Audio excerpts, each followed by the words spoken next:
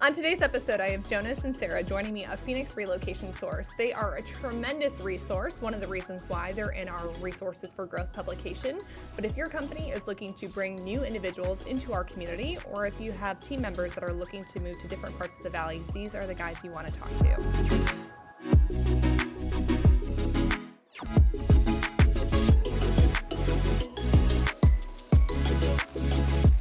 Jonas, Sara, thank you so much for taking the time to join us on today's A to Z BizLink podcast. Of course, thanks for having us. Super excited, thank you. A lot of you may be familiar with these two friendly faces because they are featured on page 47 of the Resources for Growth publication, which we are so excited to launch for the local business community. But for those of you that don't know who our organization is or who Jonas and Sara are, I think they should do a little introduction about what they're working on. Yeah, of course. You kick it off. Absolutely, yeah. Well, first off, I just wanted to kick it off by saying thank you so much for having us on. You know, we're absolutely highly impressed by all your skills and basically what you're offering to the business community, not only here locally, but now multi-state. So this is a huge honor and opportunity for us, and we look forward to just being a part of the community and kind of being an extension of kind of what you guys are doing here. So just wanted to say thank you. But yeah, we are, so I'm Jonas Funston. I am the founder of Epic Phoenix Real Estate Group, which is under the Venture REI brokerage brand. Our sub brand is Phoenix Relocation Source. So we are kind of, that's like a niche kind of benefit for people looking here to relocate and kind of an extension of the real estate arm, but isn't necessarily the real estate piece. And Sara is an amazing asset to our organization, so I will let her kind of do, her kickoff and sort of what she does. Yeah. So Sara McCaffrey, and I've kind of morphed. My role's morphed, I think, since I first joined on the team. I joined the team in June of 2019, so a few months after they had launched, and I came on strictly as business development. And that's kind of evolved into kind of working on some of our operations behind the scenes, making sure that when we get this flood of business that we're able to carry through at the level of care we want to provide for our clients. So doing that, and then also community engagement. That's been a huge role. So yeah, we're just really working with economic development teams. We are proud members of Greater Phoenix Economic Council. And really wanting to work with those small to mid-sized companies that need a little help with getting their people here. So Jonas and Sara are awesome and so much fun. So that's the number one reason why you should want to hang out with them. Exactly why. But also, when we first got together and we, were talking about what you guys were working on over coffee, I thought it was amazing, this idea behind Phoenix Relocation Source, just because I have been working with so many different businesses in the local community, trying to think through what we can be doing to attract and retain that top talent. And so many businesses are relocating from outside the state into our community. And with that, they are bringing some workforce. And so would you guys mind sharing a little bit more about what exactly you're doing with Phoenix Relocation Source? Yeah, absolutely. So we basically saw, I wouldn't say a broken system, but we saw an issue with the relocation space because a lot of the smaller mid-sized companies as well as the individuals were basically underserved, right? So you have the very large relocation services that work with the big players, the Fortune 500 companies, that offer these amazing relocation packages and this, that, and the other thing. And then you kind of have the space that fall like in between the cracks, right? And so we were with just the volume of people moving here, from other states, other markets, and that sort of thing. A lot of them were running into these pain points, where as far as the housing piece was just one side of it, right? But they didn't know, they didn't have any resources here. They didn't have any friends, family. They didn't have these offerings from, their companies. And so they would, find us organically and through the Epic Phoenix arm. And it just, as, that space continued to grow, we just saw a need and a demand to basically kind of fill that gap. And so that's kind of how this was launched, and we're third consecutive year with Maricopa County leading the nation as far as top relocation county in the U.S. and doesn't seem to be any end in sight. So we just really wanted to kind of carve out that space and be able to offer our services. We started with the individuals, but then we realized quickly that it was a big pain point for like the companies too. and being able to kind of attract that and have these services that they don't really have the in-house capabilities. So that's kind of what kicked it off, and then we launched the client concierge piece that maybe Sara could dive into as far as kind of an extension of that. Yeah. And to clarify, you guys are not movers. Right. You're not actually physically helping them to relocate from point A to point B. Yep. Right. But I know your website is awesome in the sense that you are providing some great resources to the business community. So would you maybe do a little bit of a deeper dive on what kind of resources are listed on your website, aside from great places to grab a cheeseburger? Of course. So that actually ties in perfectly with the discussion of our client concierge. So seeing this need of really caring for these clients, Jonas thought of this idea of, well, why is it not a more hospitable approach? So creating out this client concierge team, they're non-licensed team members, so they're not coming at you, buy a house or anything like that. It's truly to do a deep needs assessment. So they're able to diagnose, do you need help finding a school for your children? What are recreational activities that you like to do? Do you like to go snowboarding? If so, let's talk about within 2 hours, you can get up to Snowball. So really kind of figuring out what will help the individual move here and find it to be, we like that word sticky, right? Make it sticky here in Phoenix so people want to stay. So the services that we provide can be anything from identifying a moving company, helping them kind of interview, you could say, to helping their children find the right cheer team at the right high school. Yep. So it's really, there's kind of no resource that we say no to as far as that goes. And even as Jonas mentioned, so yes, we have a real estate team, but we help more than half of our clients get into rentals. Everything, yeah. So it's not like they're pinholed into one purchase. segment. Yeah. We've got a pretty extensive network of vendors, and these are vetted vendors. So these aren't we don't charge for this. There's no additional fee for the client concierge. We don't take income or anything spiffs from any of the vendors. These are just people that are extension of kind of our how we run our business and how we emulate our business, because we're only as good as our weakest link. So, my clients for years have known to be able to come to me for everything. And like, even when the transaction's over, I make a point of just like, hey, just so you know, whether or not you're buying or selling a home, if you need anything at all, you know what I mean? If you need a contract for this, if you need a painter, if you need to know this, that, or the other thing. I always joke and say I'm the human Rolodex, right? So they can reach out anytime. And so basically is what we do is we do a needs assessment, kind of deep dive.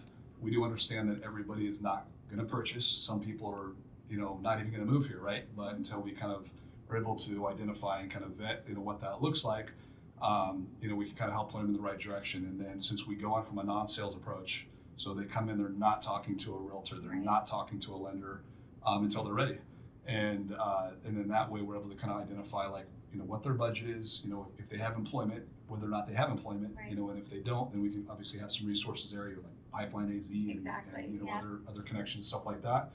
And then when the time is right, then we volume over to an agent that we feel is like a good fit for their personality, where they want to buy, where they want to live.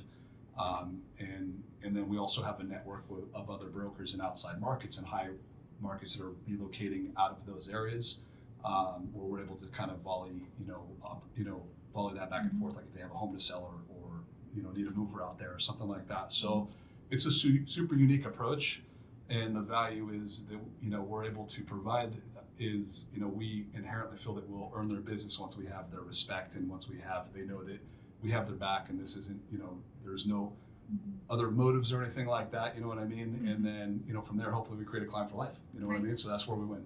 Yep. Well, kudos to you guys, because I think this is so creative, thinking outside the box and being innovative in this space, because there are a lot of real estate, experts here in the local business community. And people have choices, but the fact that you guys are going a step above and beyond to really help individuals to make that transition, which is, when you move into a new community and you may or may not know anybody here, there's a big learning curve that comes with that. So I think it's awesome that you guys are further supporting them in that effort.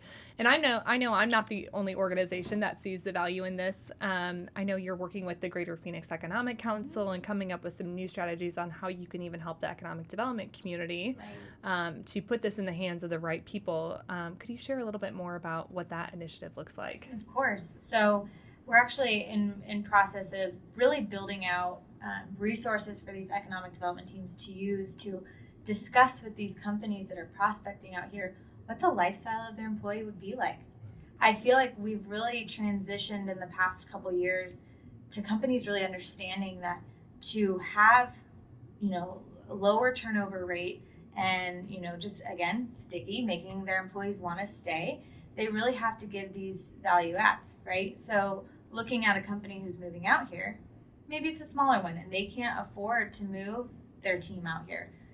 Well, our services would be able to bolster on and give them an idea of what their new community would look like. We help them build their new community.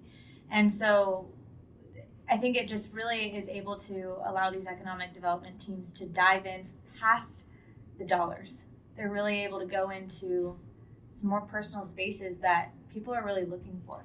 Yeah. To piggyback on that, I think a big part of it is selling the Phoenix story. Yeah. Because I'm a transplant. Most of our team is transplants. Most of Phoenix Metro is transplants.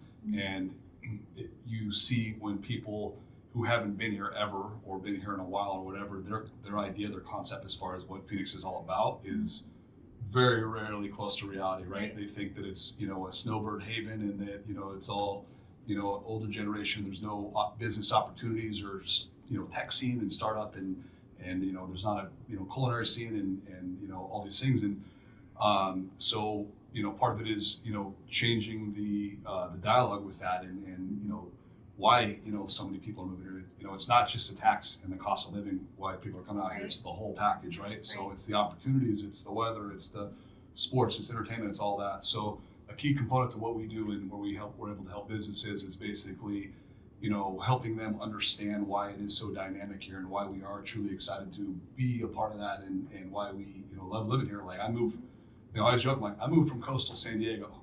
And if I have zero desire to move back, you know what I mean? That says a lot, right? And, so you have people coming from places that maybe aren't as desirable. That's pretty impactful. They're like, wow, really? I'm like, dead serious. So, it's just kind of, flipping the script a little bit and kind of educating them on all these things that people don't know. They don't know what they don't know, right? So, Absolutely. Well, being a transplant myself, I wish I would have known about a resource like this because, and at that point I'm like, I don't even know if we had like maps to get to the grocery store and figure it out. I think we still had hard maps, but yeah, no, I think it's phenomenal and helping them to tell that story. Even during my time working in economic development, these questions would come up. The Phoenix market does a phenomenal job as far as showing, the direct impact and, how we're competitively great against a lot of other markets.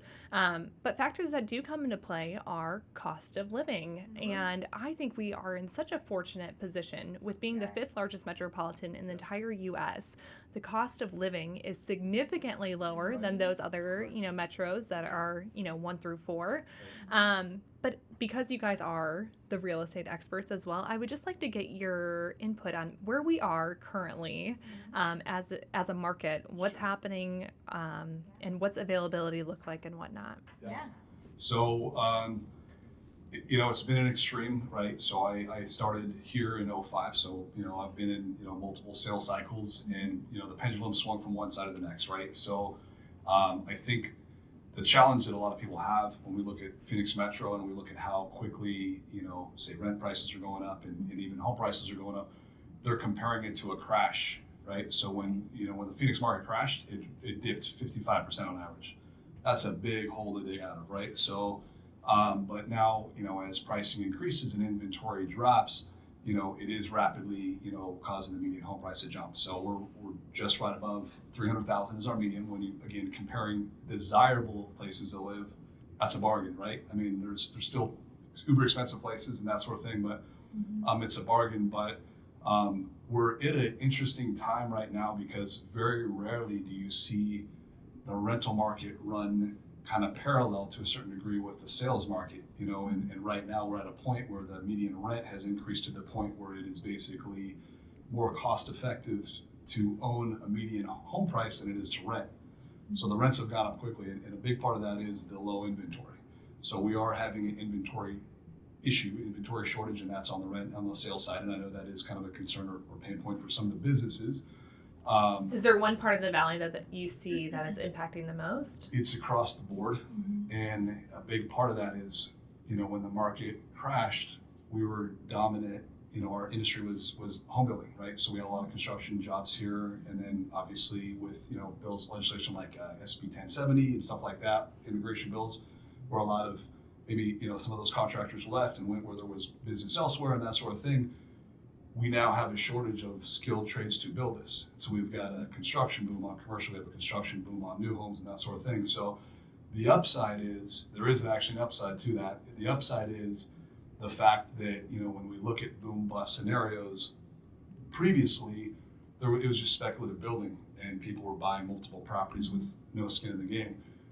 The construction shortage is actually pumping the brakes on how quickly, how rapidly our market can expand and that sort of thing. So it is somewhat of a blessing, but it does make it a challenge, and then it does, create, stuff where we need to find, alternate opportunities, and workforce housing is a big one, affordable housing is a big one, some initiatives that like some forward-thinking individuals. So, so this isn't like doom and gloom or scare, but it is, comparing us to other markets, like I said, bottom line is it's a bargain. So it's more expensive than it was, but it's still less than it'll probably ever be, right? So. Right.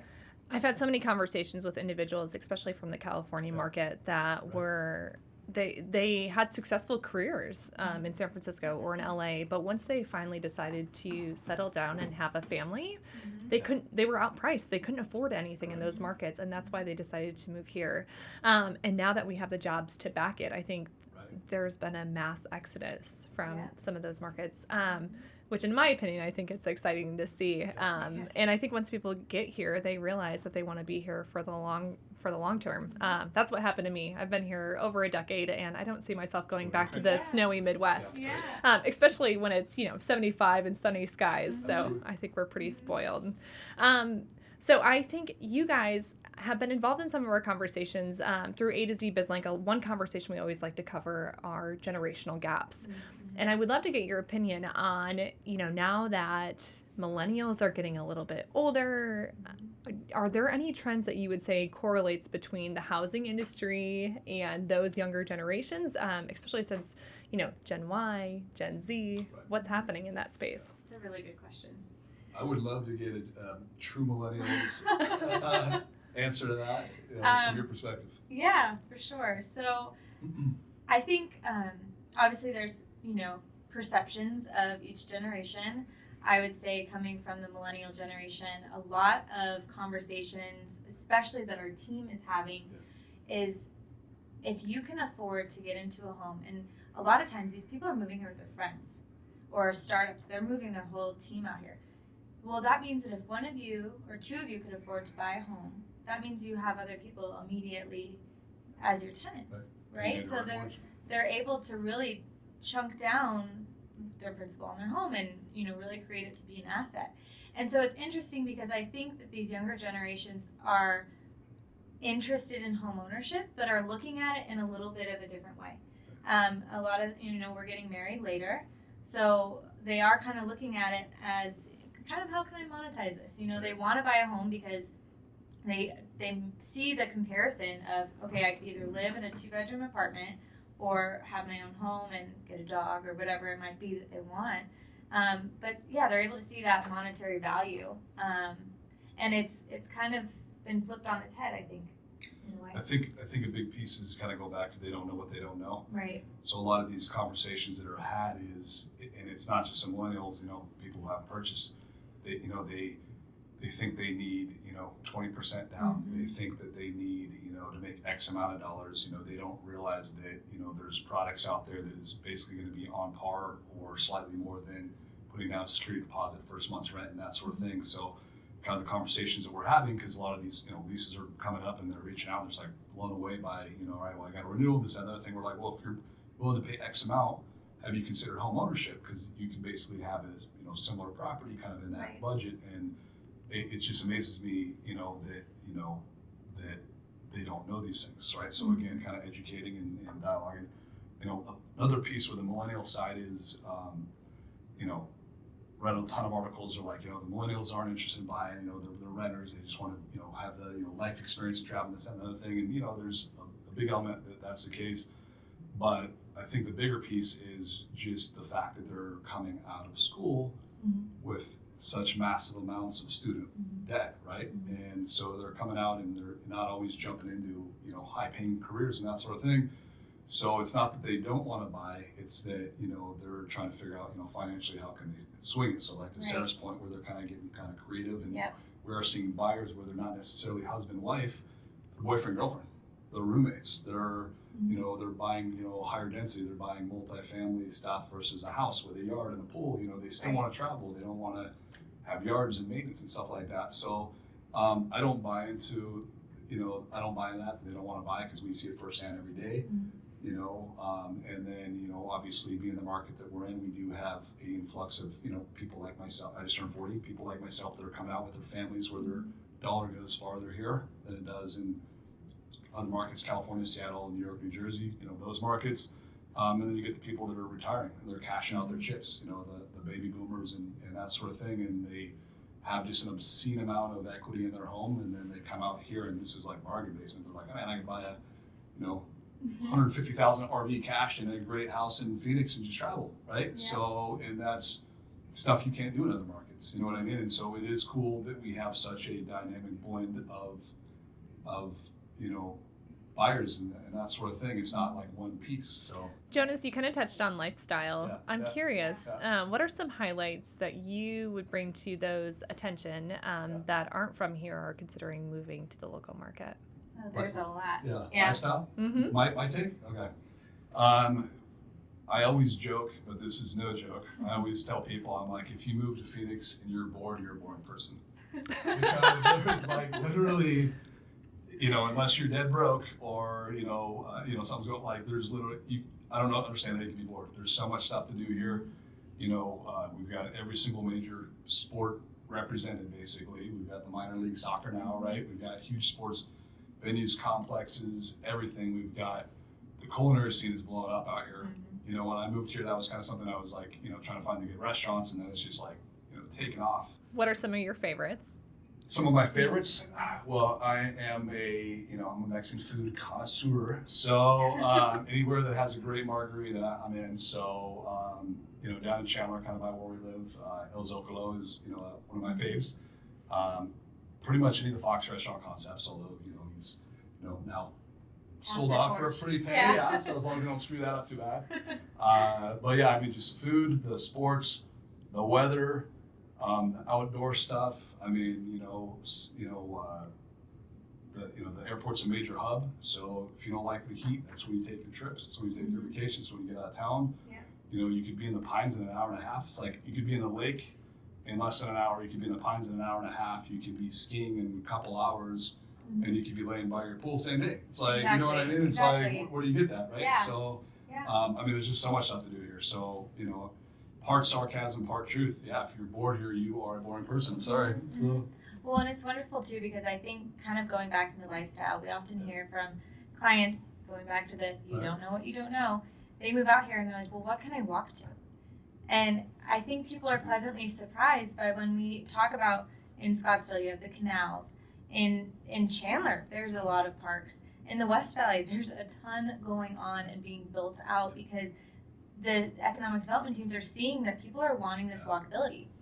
For instance, I was at the City of Avondale's office yesterday, and you know they have a whole initiative on building out their boulevard, and I'm excited for them because that's what people are looking for. They want to be able to walk down to their local brewery or what have you. And again, you know, the Phoenix market in general really loves our local business, and I think seeing those local restaurants and breweries really kind of taking footing.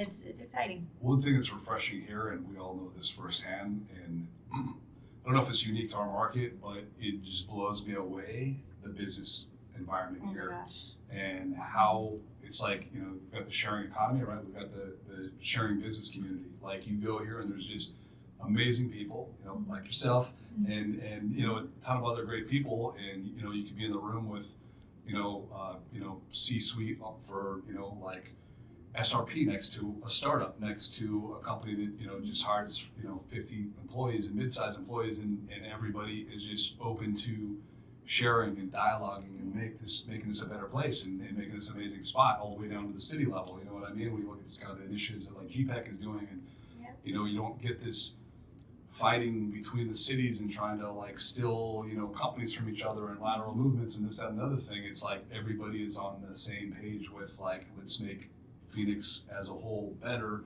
Right. We all win, we all benefit, you know, and just kind of the mindset of abundance. And it is crazy refreshing to be in an environment like that, a business environment, in a climate like that, because it's rare. You know what I mean? Like super rare. Yeah. So, I absolutely agree. Yeah. And with spending some time with Local First recently at their Good Business Summit, I mean, you saw that was even true on the entrepreneurial level. So they have over 3,000 small businesses that they work with on a consistent basis. And those entrepreneurs, they're so collaborative and they want to contribute to the greater good. And some of the speakers that they had there are some of our A to Z BizLink speakers. And you just see all this crossover. And for being a major metropolitan, it does seem rather small at the same time. Exactly. But we're all in it to win it together, which I absolutely love. Talking about working closely with the business community, could you share a little bit more about how can you guys specifically help local businesses? It's a really good question. I think a vision that we've really kind of figured out over the year is really being seen as an employee benefit.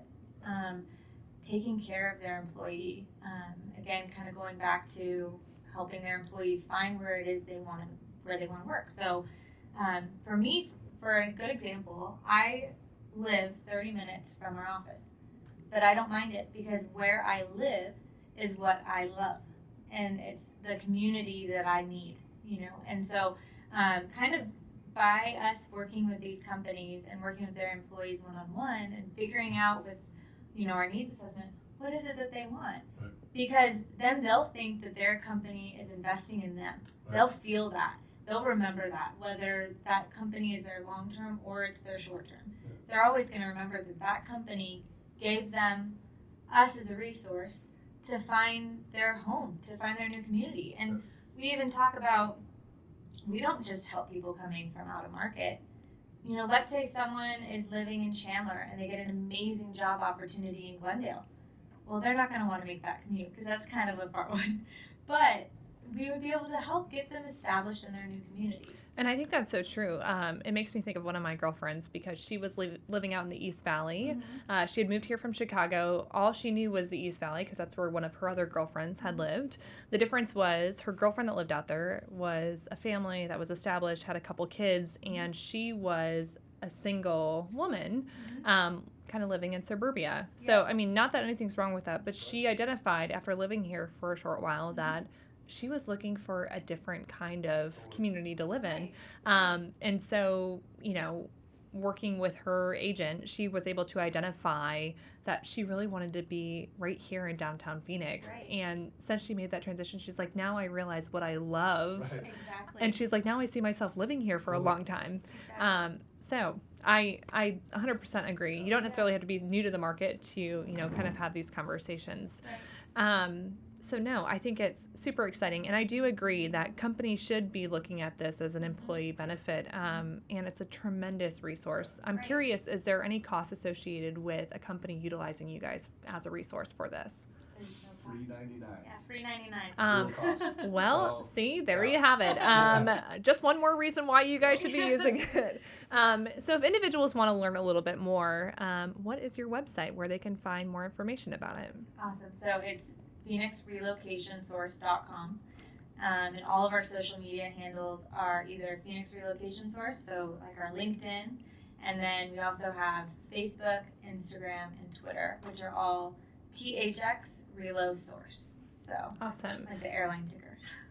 So you can also find them. Sara is traditionally one of those individuals at our A to Z BizLink event, so you can always meet her face to face there. But aside from that, is there another local favorite coffee shop or another restaurant that you guys are commonly seen at? Ooh, those are good questions. Well, we love You're, Peixoto. I was a married guy, so I'm kind of like, you know, we're going on a date night? Okay, cool. You're out and about, so what's your favorite?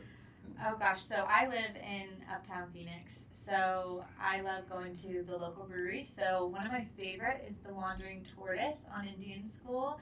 They have amazing beers on tap at all times. If I'm looking for some good food, I like Ingo's.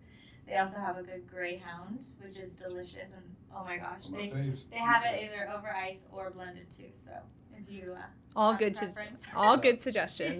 Yeah. Well, thank you again, both of you, for taking the time. Thank you.